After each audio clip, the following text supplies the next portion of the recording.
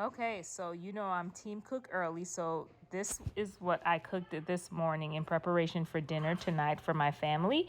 Right here, I made some palmini and I added butter, salt, black pepper, and some garlic seasoning. And then to the side over here, I have some party wings. And for those that were home with me, they had some of that for lunch as well. But the rest is for dinner.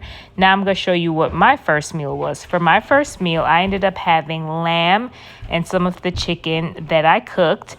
And for my second meal, I made my pork rind bread on the stovetop, added some butter, and then I also made these sardine patties. So the beginning, you saw what I made for my family's dinner, and then here's my 2 meals for the day. All right, hope you're inspired. You be blessed.